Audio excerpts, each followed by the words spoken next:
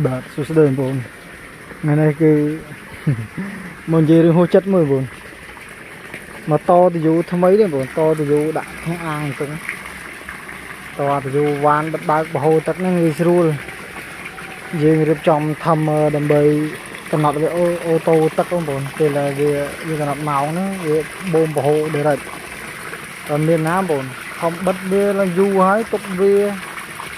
ឡើងយូរថាវាអត់អីខំបើកទឹកបញ្ចូលមានណាបងប្អូនវាធុំកាវយើងទុំធុំកាវបងប្អូនប្រកាច់ងាប់លើពេញអាងវាហួសចិត្តខ្លួនឯងហ្មងនឹកស្មានថាដល់ហ្នឹងយើងតាមដានមើលវាដែរយើងខំលាបកាវទុកវាឡើងយូរដែរពេលបន្ទាប់មកដាក់ទឹកទៅតែវាធុំកាវវាពុលកាវអាកាវយើងបិទទៅយូរហ្នឹងបងប្អូនពុលកាវទៅជាឡើងលើជំរកប្រកាច់ងាប់ប្រុសហ្មងបងប្អូនមកកណូបងប្អូនតូ30-40ក្បាលហើយថាចេះហូបតុងទេទៅអញ្ចឹងមានតែឲ្យទៅប្អូនទៀតដែរព្រោះអត់ចេះហូបតុងបងប្អូននៅពេលដែលយើងដាក់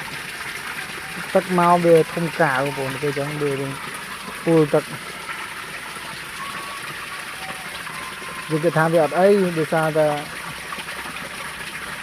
យើងបិទកាយទុករឿងយូរដែរតែមានណាវាមានបញ្ហាទាំងដល់ឥឡូវនេះកំពុងតែបូមបហូរវាចោលបងប្អូនយើងគិតថាតបែបនេះគឺវាស្រួលវា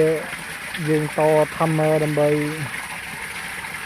កំណត់ម៉ោងវាទៅឧទាហរណ៍ថា5ម៉ោងវាបូមម្ដងគឺឲ្យបូមអូតូទៅយើងបើកបហូរចេញទៅវាចេញ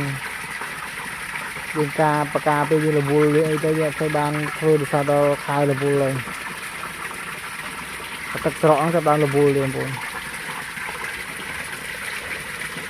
ហើយខំតរៀបចំប្រព័ន្ធអីមានណាពុះចិត្តខ្លួនឯងអស់សំណើចខ្លួនឯងបងយើងគិតថាវាអត់ធំទេយើងហត់នៅđâyអត់ធំនៅបើកទឹកបើអីឡើងត្រឹមត្រូវហើយ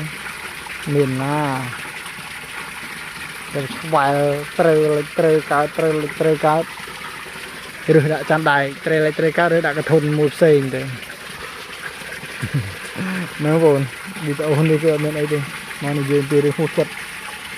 បស់ខ្លួនឯងដែលធ្វើយើងថាយើងយកចិត្តទុកដាក់ដែរហើយប្រុងប្រយ័ត្នណាស់ខ្ញុំសម្រាប់ការនេះធ្វើតែវានៅតែប្រហែសមកផ្លែតយើងស្មានដល់បងងាប់ទៅ30-40ក្បាលដែរតែតុងនេះវារៀងតិចដែរវាមិនតំមេដៃតំរៀនដៃហើយមួយមួយខំជាងអីណាបងហើយបងប្អូនថាបើសិនជាចង់តទៅយូបែបហ្នឹងអីឬក៏ទៅយូជំរកអីបិទកាវបងប្អូនគួរតែទុកវាអស់កាវខ្ញុំទៅខាងនេះទៅដាក់ចូលបងប្អូនគឺយើង